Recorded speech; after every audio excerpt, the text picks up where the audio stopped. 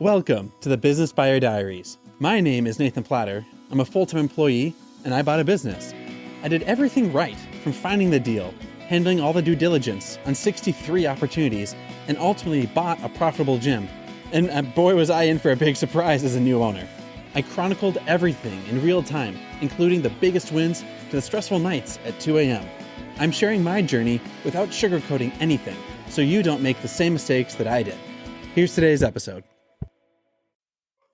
All right. Well, everyone, thank you so much for being here and allowing me to speak tonight. One of the requests that Scott and Drew actually had is something very practical, very tactical, something that we can all go home.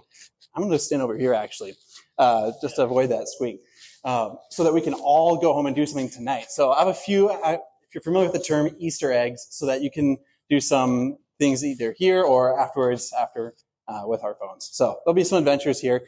And just a little bit about me. I'm actually a full-time employee. I have a day job, but I actually bought a business about 8 months ago.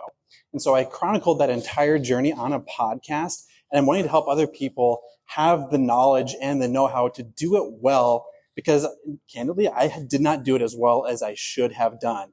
And so I've been not only logging all the mistakes that I made, but also the learnings I had and building a community so that other professionals, entrepreneurial, curious people are able to do the exact same thing without falling to the scams, the gurus, the courses, and all of the upsells that will get pitched to you along the way. First and foremost, do I have to point this? We'll get a little bit closer here. Oh, there we go. Down button. Here we go. I am a huge fan of flash photography. If you don't need to use a flash, even better. But I have a little camera icon on the top of every slide for the stuff that has way too much granular, detailed information. So if you want to take a picture or whatever, we'll just keep on going. But I put those up just as a quick help for figuring out what's going to be meaningful and important. So first and foremost, why would you even want to consider buying a business? You can start your own. You can create an app. You can do a YouTube series or whatever. There's like some kid who makes millions doing toy reviews. I'm sure everyone has seen that on BuzzFeed.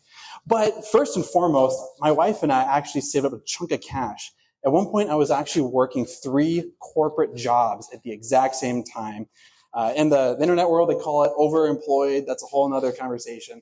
But we wanted to save up a chunk of cash to build something outside of the traditional 401k IRA world. We were looking at rentals or multifamily, but at the end of the day, the returns weren't really cash flowing what we were hoping to accomplish. And one thing that really jumped out, feel free to zoom in if you want to, but in here, in the blue box, there's a multiples column. Basically, what that means, if you spend $1 on buying a business, how much do you get back per year? Now, if you track the stock market, 401ks, you probably get 8%, maybe 10% per year. That's pretty normal. If you buy an existing small business, you get closer to a 30 to 50% annual return. The PE ratio for the technical nerds in the room is closer to a 2, maybe a 3%. What that means for you is if you buy a $100,000 business, you'll earn about $40,000, maybe $50,000 a year in profit for yourself. So their ROI is a lot higher. And that was highly, highly attractive since I was looking to retire my wife. Now, assuming you're on board with me and this sounds really fun, exciting, and easy, let's go do it, right? Let's go on this wild adventure. Am I right? Well, there's a lot to go on with it. Something I did not adhere to is actually a quote by a hero of mine. So much of a hero in some regards. We can get detailed if you want. That's a different story. But we won't go there. But back in 1916, in the antitrust days, J.P. Morgan, Rockefeller, there were a lot of lawsuits. J.P. Morgan was actually being interrogated in front of the Senate.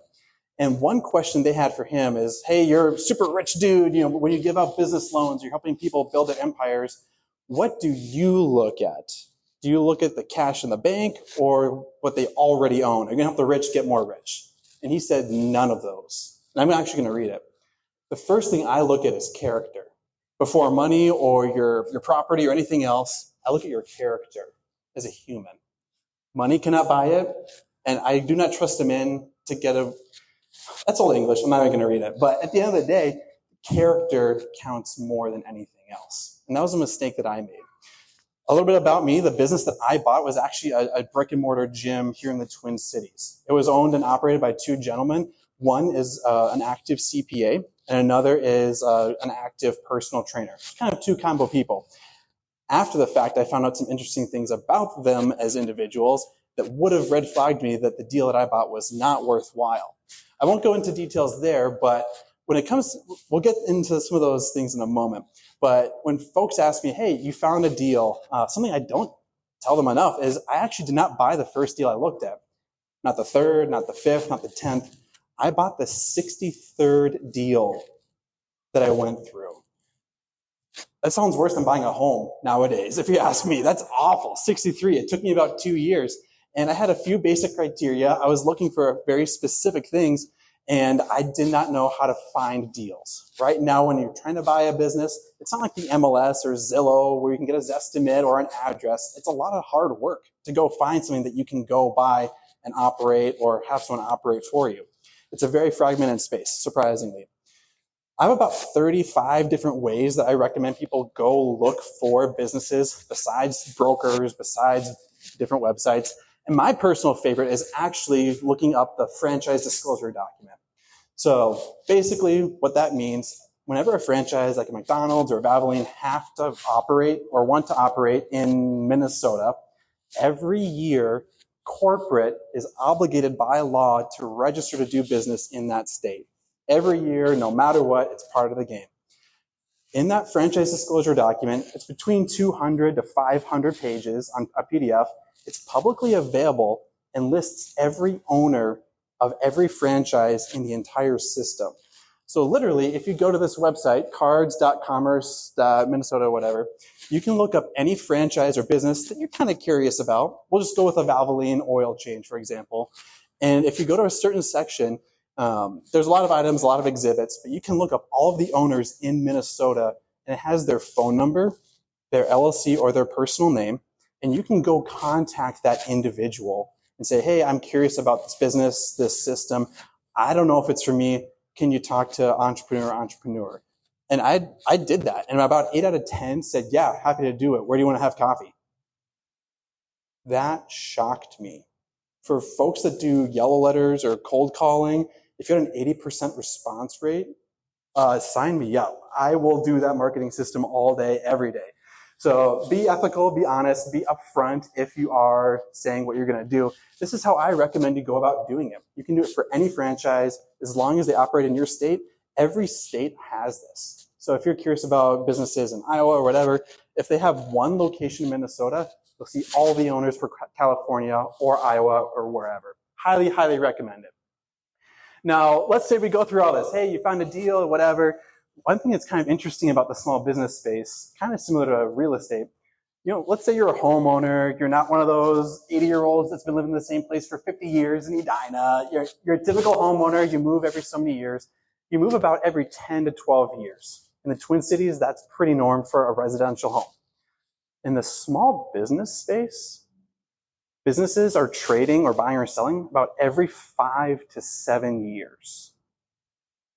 So when you're driving down Northeast and you see a for sale sign, you see a business for sale about twice as often if you know where to look, because there's not an open listing source. It's very off market. So people are looking to sell and they're very business minded. They're thinking about buying and selling. So opportunities are about 3 times higher than if you're trying to buy a house. Buying a business is actually a lot more abundant when you have the outlets to go. And so that's all great. There's a lot more opportunity out there than people realize. There's one guy up here, you probably can't read it, but there's an accountant in the space of, it's called ETA, expansions through acquisition. It's another way of saying mergers and acquisitions, but anyhow, he's an accountant and he helps people figure out which business should you buy or should you not sell, assuming you have a deal you want to get. For the deals that people have vetted, they've checked it out, they want to buy it, they've gone through their own due diligence, he's kind of the last guy that will give the approval. 7 out of 10 deals that arrive on his desk are fraudulent and not worth pursuing. When you have a home inspection, the odds are way better you're going to still buy that house. And when you go through a service like his, the odds are the deal is dead, there's fraud, there's bad stuff that comes with the opportunity. And that's terrifying. And just a quick heads up, when you buy a home inspection is what? $800, $900, depending on your inspector. His bare bones per person package is $20,000. For anyone in the room that's buying a business, you don't even get an appointment for less than $5,000. So there's a gap in the market when there's 3-4x as many opportunities of people trying to buy and sell, and you can't even get an inspection because that's way too expensive. So knowing how to find your own opportunities, find your own deals, create your own luck, and for better or worse, do it yourself on some of the due diligence so you don't have to pay some expert an arm and a leg and your children, is definitely a huge learning opportunity that I wish I had. And I needed to be in a school group, a community group, some sort of area where I could learn this kind of stuff as well. So speaking of that character thing, this is where it gets a little fun. Did you know you can also look up court records in Minnesota? It gets really juicy. I didn't know this until someone actually showed me how to do it. So feel free to take a picture. It's all public for every state. And just for kicks, I did it on myself earlier today. And they say I was texting and driving. I was actually switching my podcast when the police officer pulled me over. I was not texting. I was technically an audiobook. But if you look up court records, you can look up individuals. And the reason why that's important is when you're buying a business, there's the seller, there's the landlord. If you're doing a franchise, there's the franchisor. There's your employees that you're going to be inheriting, whether you like it or not. There's a lot of individuals, and it's 70% of the time there's bad accounting, bad numbers. How bad do you think the actors could be in this arrangement? It could be pretty bad. And one other thing that I would have learned years and years ago, I did a real estate deal back in, would have been 2018.